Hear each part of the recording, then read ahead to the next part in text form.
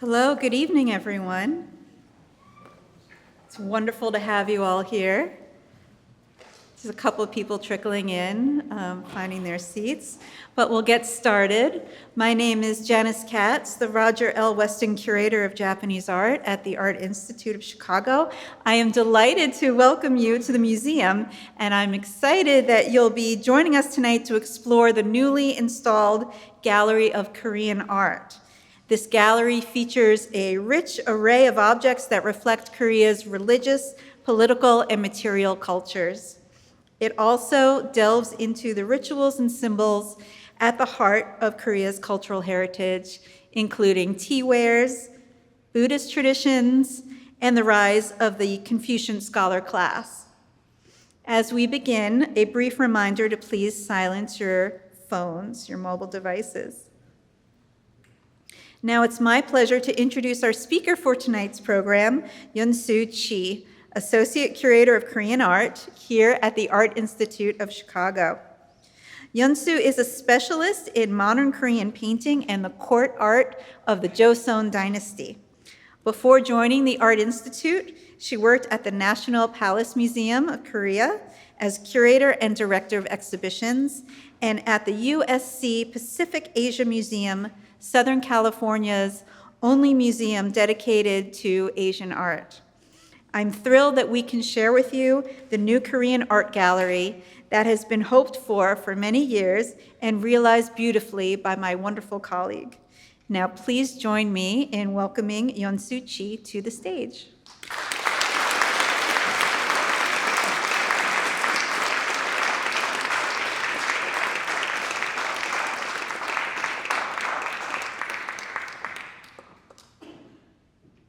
Thank you, Janice, for your warm introduction, and welcome, everyone. I think it is a snowy day, so I really appreciate you kind of marching through the city and then sitting in this beautiful Fullerton Hall this evening.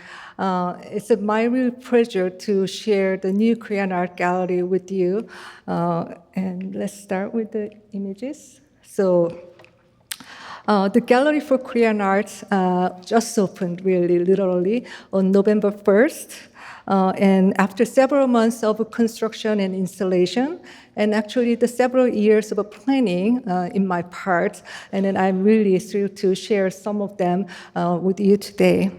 It is a beautiful new space, as you see from a couple of images of the installation views. If you haven't seen the gallery yet, please go visit the gallery after this talk. And if you have already, so please go visit again. And this is a really brand new space with a new lighting, new cases, new carpet, new paint, but more importantly, there are many new objects and the new ideas that I present in the gallery, so I hope you find them interesting and inspiring. Because all of you are members, I believe that you are familiar with the previous Korean Art Gallery, which was located between the Chinese galleries and South Asian galleries and the pathway.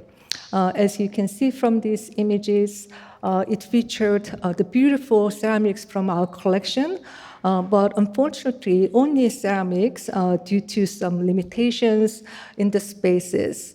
So when I first started working at the Art Institute of Chicago in 2020, I quickly realized that we have so many the beautiful and important objects in our Korean collection. So with that, I was really eager to share more of those with our members and visitors. So this has been a long time in coming since I joined the museum.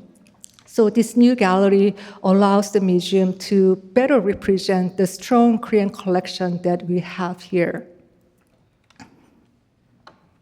So before I share the collection, our own collection in the exhibition gallery, I just want to spend some time to share this really special objects that we unknown from the National Museum of Korea for the opening of the new Korean gallery.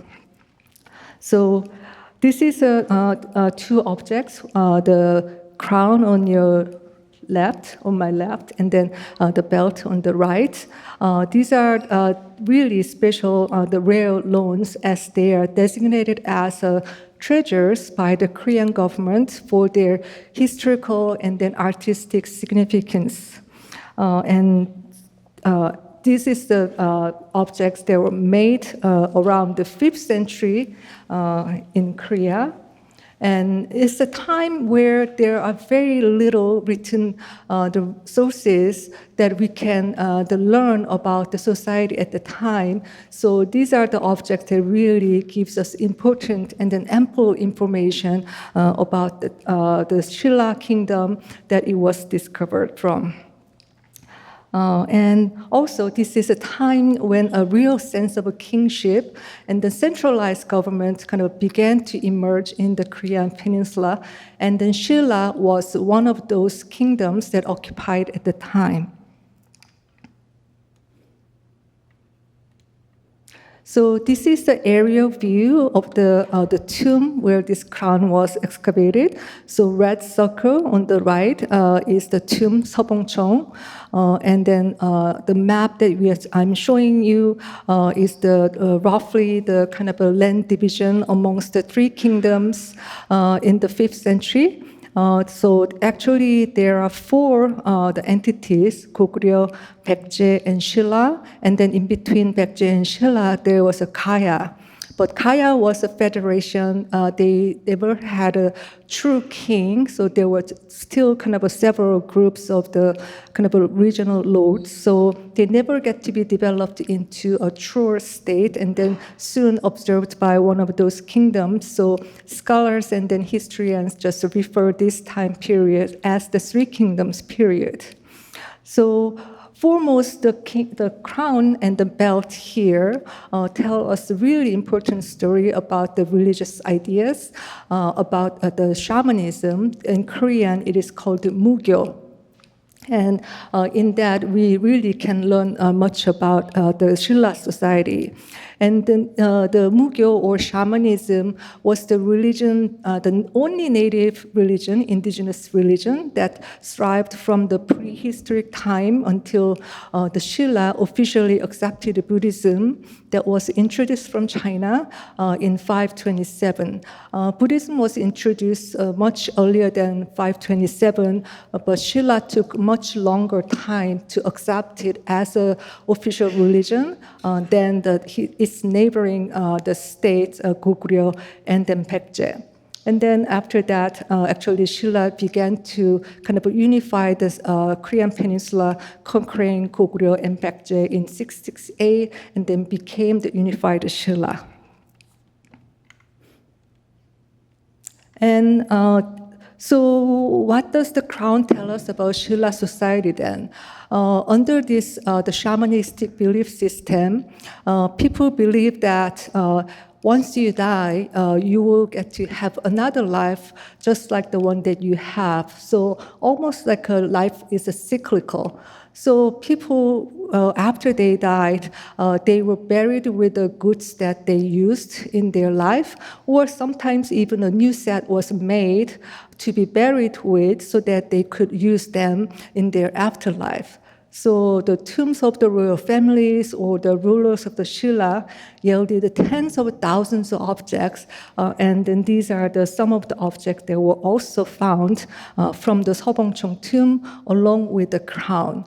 So altogether, throughout the Silla kingdom's tombs, there are 5 crowns, including this one, were excavated. And the crown is made with 18 to 20 karat golds, depending on the parts where it is attached to. And then also it has really beautiful motifs that has a specific symbolistic meanings. And then we're going to look at the one by one. So there are the 3 tree branches, the one that you see on the very left. One is on the front, and then there are 2 on each side. And then 3 at the time time was regarded as a source of life. I think in Western culture also the tree is often associated with the tree of life motifs. So in the written records, it says that the large sacred tree stood in the precinct of Gyeongju, which is the capital of Silla at the time. And then on the back of the crown, there are two deer antler shapes that you see at the center. And then deer was kind of believed to be the animal that comforts the soul of the dead. So these tree branch motifs and then deer antler shapes were all found in other 4 crowns, but the third image, one on the right, that you see, the 3 birds motifs are only present in this crown. So this is really a special crown among those 5. And then these birds, in Korean, they are called 봉황, or mythical birds. And I think a comparable term in English would be phoenix. And then these 봉황 were believed to the vehicle that carried the soul of the dead to the next life. And then like the crown, the belt also has a rich symbolism in their kind of all the different pendant motifs. First, the fish on the far left is a fish kind of represent fertility because as we know, fish lay many rows at once. And also, they also suggest the eternity because they never close their eyes even after they die. And then the second motif, I think you may kind of associate this with being in our Millennium Park. And actually it suggests the fetus as the baby, how the baby was positioned inside the womb. So this motif is linked with the birth of new life or the life after death. And then those next 2 kind of pendants has the stylized dragon motifs. And then these motifs not only appear in these 2 pendants, but also around the belt buckle, the belt waist. So if you go to the gallery, you can actually look at very closely, and then you will be able to find those stylized dragon motifs. And I think you may be familiar with kind of a symbolism associated with the dragons. In East Asian countries, they usually represent the kingship and an authority. So every symbolism embedded in these 2 objects, gold belt and the crown, kind of affirms that this is an object that was kind of, they were made for the certain very higher ranking person and then what they believed at the time. So unfortunately, we don't know for sure who were the wearer or the owner of these 2 objects, but as I just mentioned, it is very likely that they belong to the kind of the highest member of the royal family, if not the king or queen. We cannot say with a certainty it was a queen or king because we don't have the records, but then one of the tombs that yielded a similar crown that has the kind of a grave marker that kind of illustrates that it was the tomb of the king. So also at the time, the gold objects were exclusively reserved for the royal family only, whereas the silver and then gilt bronze objects were also allowed to be used and owned by the aristocrats or the regional lords. So I think you have to kind of imagine yourself living in the 5th century in Korea, kind of encountering this person wearing a crown and then belt, kind of emerging from a darkness where there are only very few candles lit the room.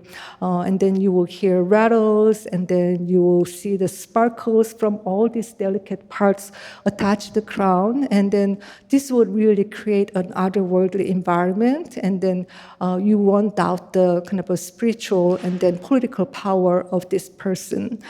So it was time that still the religious sector and then administrative sector were closely linked. So the person who owned this crown would have been also the head of the state, but also acted as a high priest, presiding over both religious ceremonies and then political affairs at the same time. So these are really special objects because they are designated as a treasure by the Korean government. They can only go out of the country for a very short time. So this viewing will be until like February 3rd. So I hope that you will spread the word to your friends and colleagues to see this rare opportunity to see the treasures from Korea. So now moving on to the other parts of the galleries. So the galleries are presented in thematic way to contextualize our collection. And this is a gallery that features our permanent collection. So I have to kind of themes that can present our objects to our visitors with a more kind of easier and then relevant way. So the life and culture of the Goryeo dynasty, which comes after the unified Silla, is presented with the Celadons. The Celadon is, you may probably know that they are grayish-green stoneware, and then they were exclusively made during the Goryeo dynasty. And Goryeo dynasty was established from 918 and then lasted until 1392. So I'm presenting these in two sections. Probably some of them, you've already seen them in the previous Korean galleries, but I presented them in a little different way so that you can kind of appreciate them with how they were used and then who were the users of the time. So as you can see, the two themes with the Celadon are symbolism in motifs and Celadon and tea culture. So the ceramics presented in the tea culture, of course, the objects that were used to drink teas or tea ceremonies during the Goryeo dynasty.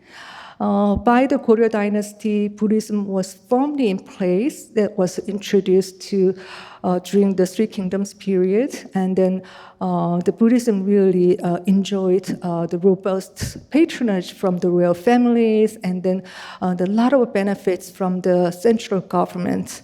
And then tea ceremony was one of the essential features of the Buddhist rituals. And the Buddhist monks would start their days by offering a cup of tea to the Buddhist deities, along with the other food items and the flowers. And then they also drank tea regularly throughout the day to kind of brighten their minds during the meditation. It is just like us today. We drink coffee in the morning and then throughout the day to kind of wake up ourselves. So tea has caffeine, so they drink tea in a very regular manner. And actually, many Buddhist temples, if you still today visit Korea, they will have their own tea kind of a field. They harvest their own teas and then kind of consume in a daily manner. And then some of the really high quality teas were the kind of harvest and then prepared by the Buddhist monks. So the Buddhist rituals involved the tea ceremonies, and also because the royal families were devout Buddhists and then great patrons of Buddhism, they also kind of began to enjoy tea ceremonies alongside. And then the court rituals and then important rites involved always tea ceremonies, especially when the kings and the royal family were present. We know this because there are written records, and also at the time there were the government bureaus established to regulate the import of the tea from China and then distribution of the tea and also the supply chain of the tea wares. So this really illustrates that the tea culture, tea ceremony was really important and then prevalent throughout the Joseon Goryeo dynasty. So tea was originally imported from China around the 7th century. And then first tea kind that was imported to China was whisk tea, like a matcha. So the one on the center with the conical shape will be the bowl that would be used to drink those whisk teas. And then around the 10th century, steeped tea was also introduced. So the tea ewer on the right and then small tea cups with a stand on the left would have been most likely used to drink steeped tea. And also, it is very likely that those teacups would have been used drinking wine as well. It was time that there are many resources available, so some teacups and then bowls could have functioned in many different ways. And then the next section with the Celadon, I'm kind of sharing how to read the visual, the motifs that decorating the surface, because most of the objects, almost of ceramics, decorated with the beautiful motifs, and then they are not accidental motifs. They always have a very specific meanings, especially the kind of a good wishes and then hopes and desires. And then so if you know, if you get to learn how to kind of read those motifs, I think you will get to enjoy Asian art in general in a much more deeper and then meaningful way. So I hope that this section can be almost like a toolkit for you to carry around the museum to look at objects in a little bit of a different way. So this vase, also called maebyong or plum vase, is probably one of the most exquisite Celadon pieces in our collection. It was previously on view in the gallery, and then of course this has to be included again. And as you can see from the surface, it is beautifully decorated with the multiple scenes enclosed in foliated kind of windows. And unfortunately, you will only get to see one image, but there is an interactive next to the object, so you can actually see all these motifs used through the screen if you scroll down. So every scene is different, and then one on the left and right, you see two boys at play, and of course this represents kind of a wish for many offspring, especially many sons, where the males were kind of more desired as they kind of were considered to continue the family heritage. And then they are also kind of present with the trees, one in willow and then the other with bamboo.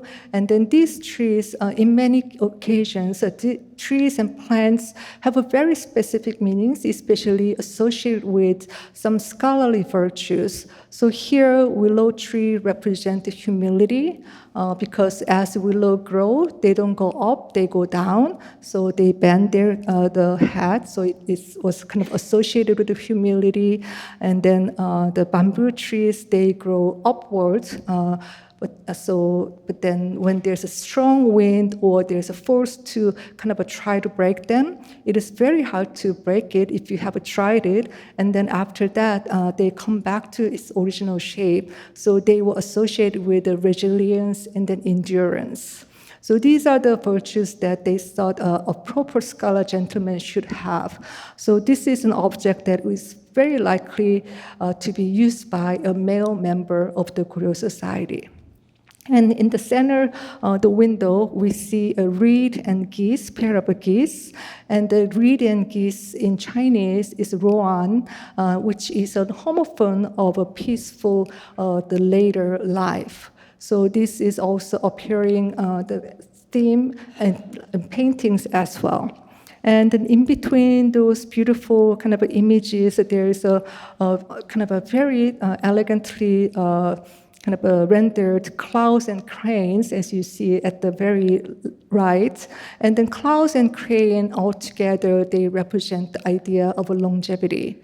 The cranes were seen as almost like a semi-mythical birds for their graceful appearance with a long neck and a wide body. There's many folk tales relating the crane as a kind of a mythical figure who transforms into beautiful lady in East Asian, the legends. And then clouds are ever present in our atmosphere. So together, they usually come as a pair together, and then they kind of represent the idea of a long life for that. And to kind of, I think I missed the.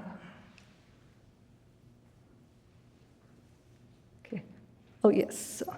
So to kind of affirm the idea that this vase would have been most likely used by a male member, there's a painting from the Joseon dynasty showing that a boy attendant is bringing this, the Celadon, like a plum vase shape, most likely holding wine to his master or gentleman who's kind of appreciating wildflower in his garden. So this is a kind of a scene that we can relate with this object.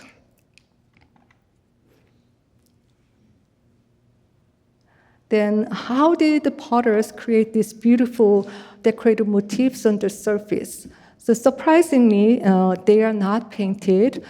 They were inlaid, and the technique in Korean is called sangang. So I have this graphic that you can also see it in the gallery.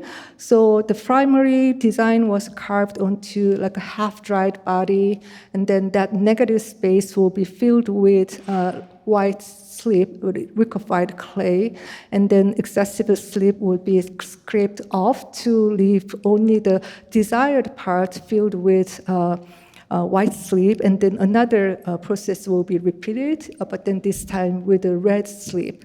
And then it will be fired in a lower temperature around 800 degrees or 1,450 degrees Celsius, the Fahrenheit. It's bisque firing to kind of stabilize the body and also the slip that was filled inside the cavity.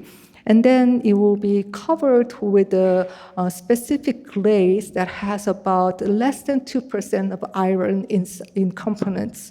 And then this is the kind of a magic where this green color comes alive because this iron components. And then it will be fired at a higher temperature this time, around the 1300 Celsius or the 2400 Fahrenheit. And then when the potter is kind of firing the kilns, when it reaches to the certain kind of a desired temperature, he will close the kind of opening of the kiln, kind of creating the environment that oxygen is being reduced. So there's a little bit of a science there. So iron, when it's first being fired with the oxygen being flowed, it will kind of connect with the oxygen and then turn a little bit towards the reddish. But then when the potter creates this reduction environment, reduction firing, the oxygen that was attached to iron will be kind of detached to keep the fire going, because we need oxygen to have the fire going. And then the iron will come back to its original hue, green, so that this green Celadon is being created. So it is not only that the decorative process is so involved, but then also there's a lot of science to create this beautiful hue, having the perfect amount of iron in the glazing, and then having to reach the perfect temperature, and then reducing the oxygen at the right time. So it is a very involved process, and then you can only imagine that objects like this couldn't come cheap, so only the very elite class at the time could afford objects like this. And this is the plum vase that looks just like us, that was excavated with the shipwreck along the coast of the east coast of the Korean Peninsula, the west coast of the Korean Peninsula in 2010. So the red dot at the bottom is where the shipwreck was found. It is near the cities like Gangjin and Busan, where the highest quality Celadon like ours were produced. So they will be packed in a ship like this, and then descend along the waterway to the north, where the capital of a Goryeo dynasty was located, which is another red dot towards the northern part of the peninsula. It's called Gaegyeong, which is now Kaesong, and the city located in North Korea.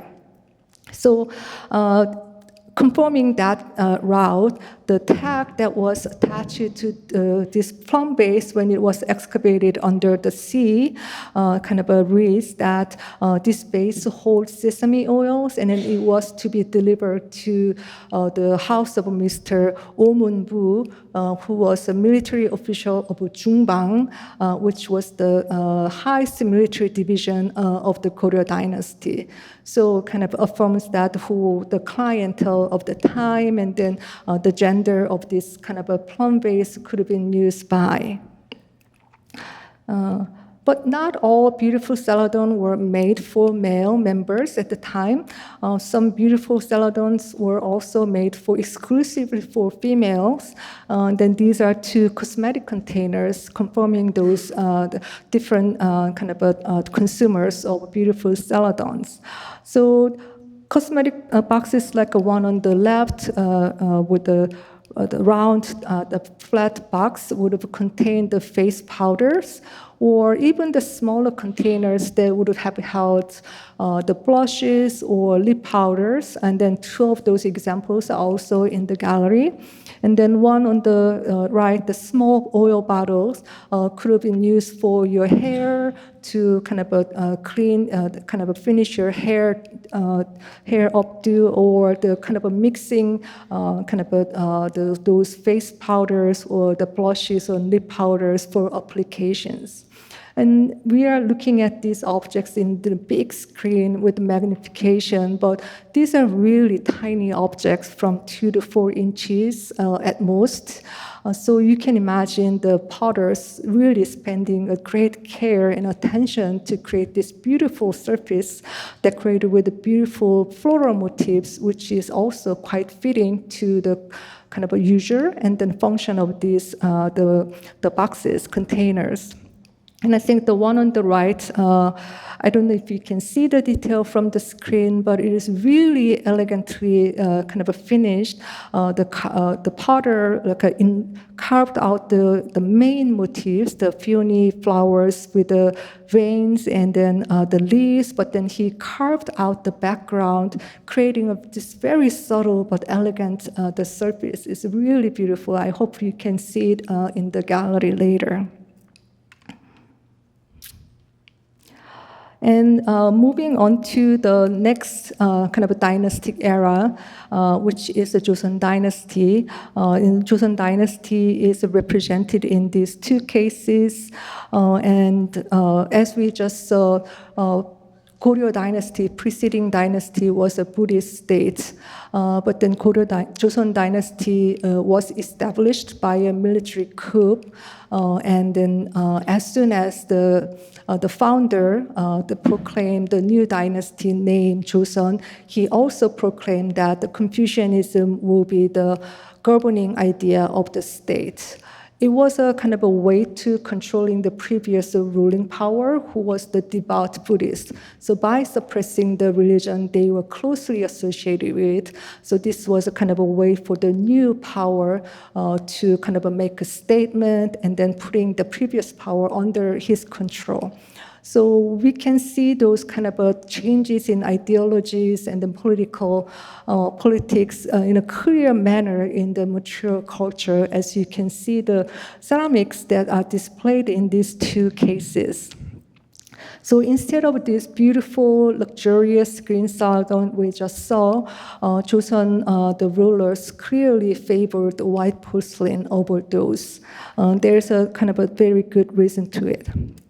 And these are some of the beautiful examples from the section. And Confucianism, or more specifically Neo-Confucianism that Joseon administration really wholeheartedly embraced, they put a greater emphasis on the virtues like humility, restraint, modesty, and austerity. So compared to the green Celadon that we just saw, you can kind of agree that this white, the purest white body kind of speaks better for those values. So they clearly had their preference, and then the Celadon really ceased to be made in the beginning of the Joseon dynasty, and then white porcelain was just a dominant production throughout the whole 500 years from 1392 to 1897.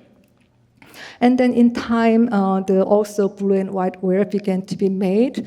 Of course, it was influenced by China's beautiful blue and white ware. We have many wonderful examples in the Chinese galleries. So I hope you will kind of visit both Chinese and then Korean galleries, and also Japanese gallery. We have a beautiful blue and white made by Japanese potters as well. So you can kind of see how these three kind of regions interacted and then shared their kind of skills and then aesthetics, but also how they kind of become a distinct kind of a culture, how they make their own distinctive the ceramic production. And I think it is quite evident if you look at the Chinese and Korean and then Japanese examples.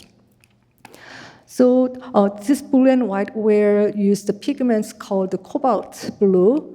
You probably are very familiar with the term.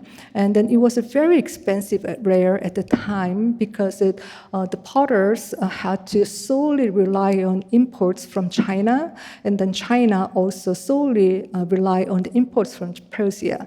So the Chinese, the merchants will buy from Persian the sources, and then they would of course reserve what they would need for domestic consumption, and then they only release very few to the Joseon potters. So, and then at times when there's a border conflicts, then there was no way that they could buy those the pigments at all. So there's kind of ebbs and flows in the production of a blue and white ware during the Joseon dynasty. And sometimes when there was no blue pigments available, they would replace those with copper brown or iron red. So if you can see those, then you can kind of guarantee that those are kind of made in the time when the blue pigments were not available to the potters.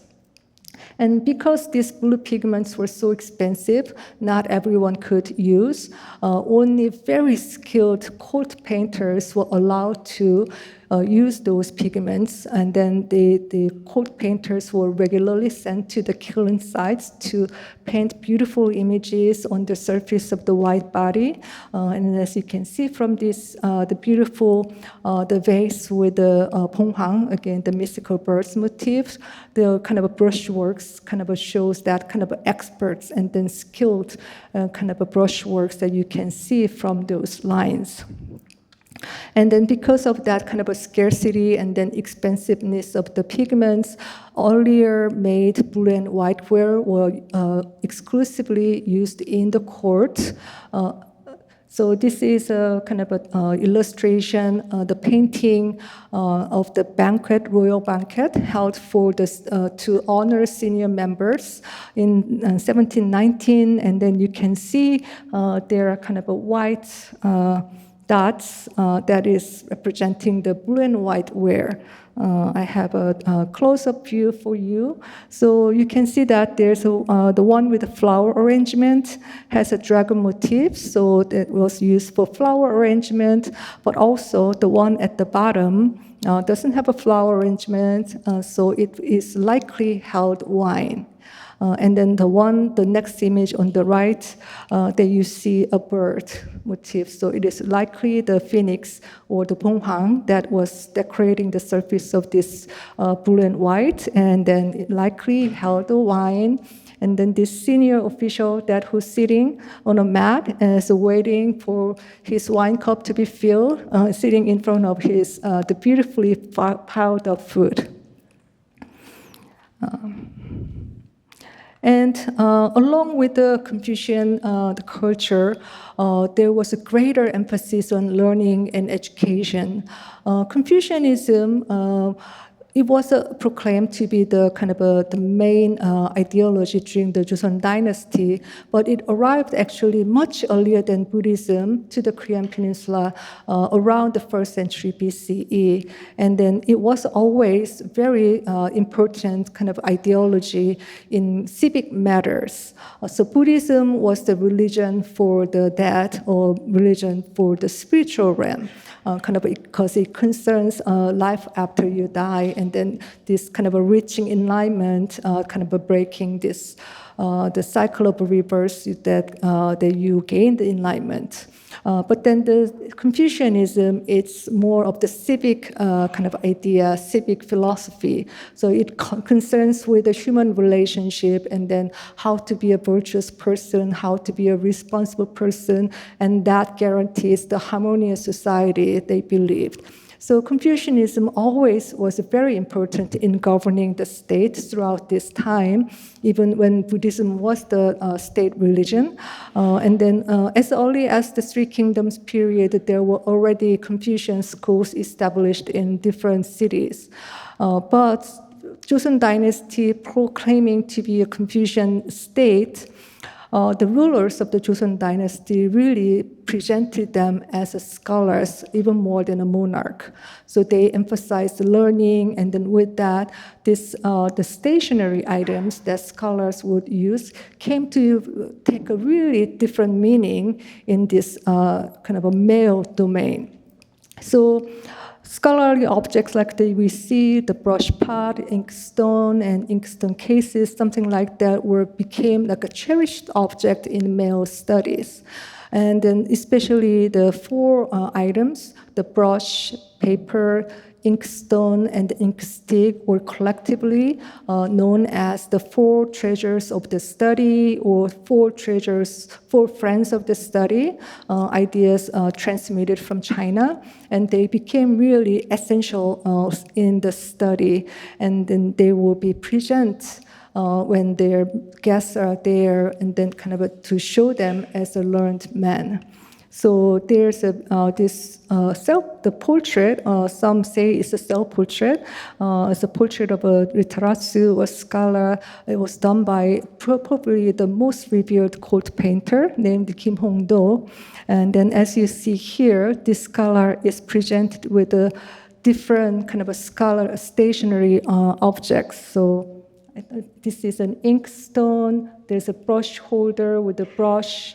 And then this is a water dropper, there's a rolls of a paper, and then books, piles of books, and then also the seals. So these are all the objects that scholar would need to study and then write their prose and poems or Confucian classics. So this is to kind of, this artist included these objects to properly portray him as an educated person. And this is the water dropper, one of the most essential items in the study.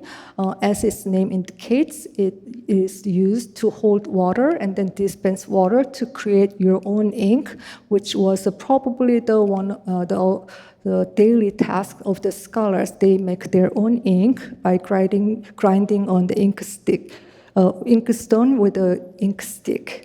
But you see that this object has so many holes, and then even at the bottom there are holes. So how does this contain water? So it is kind of going against the name of the function. So we have a small clip that I want to share with you. They're showing the water routes inside this beautiful object.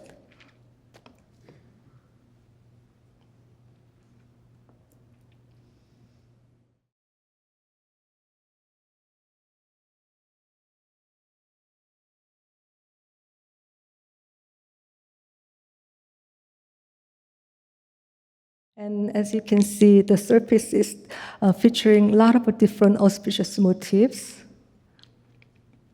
Crane and clouds we just talked about. And there's a dragon on top. But most importantly, there's a hidden feature inside this water dropper.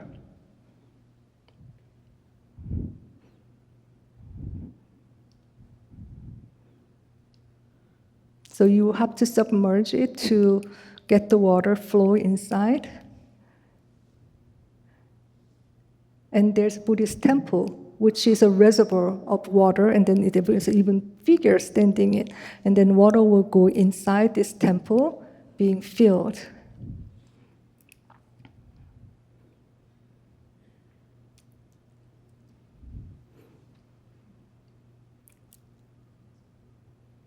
And then after that, you will take it out of water, of course.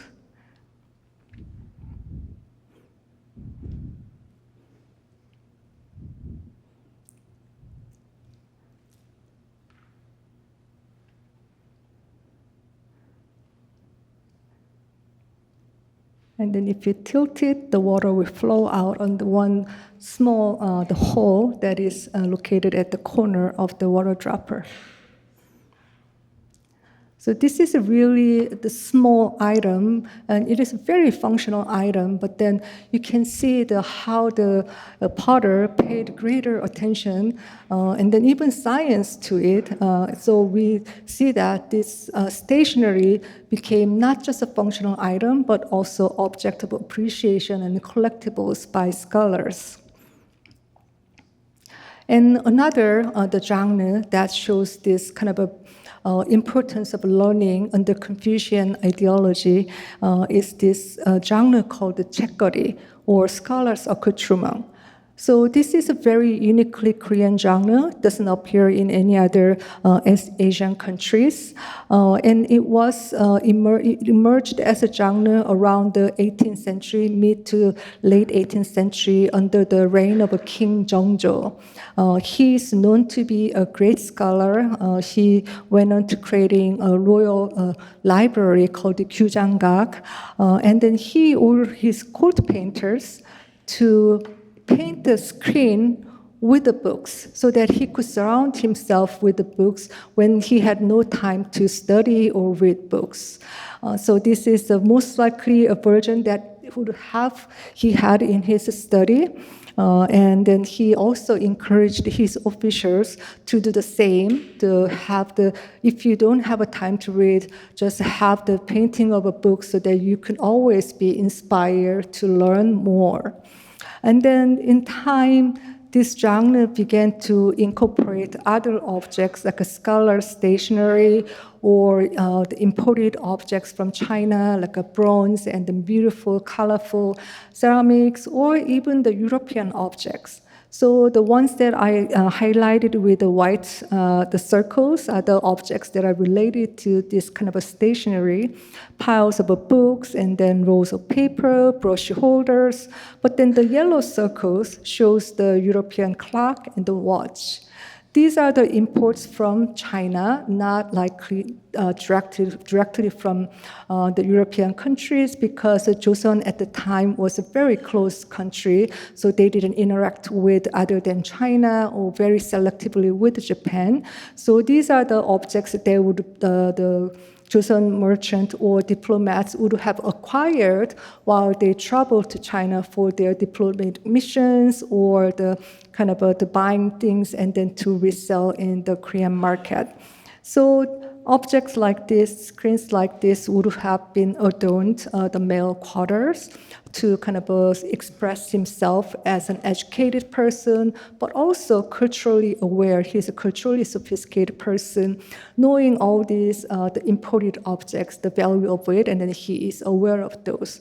So when I was talking about this screen with my students at SIC, they said that this is almost kind of remind them of the Zoom screen. So we have now so many Zoom meetings, and then sometimes you have your own background, and then you choose certain things certain images that you want to be associated with the scene to be with. So this is not much different from that kind of, I guess, idea of self-identity at the time.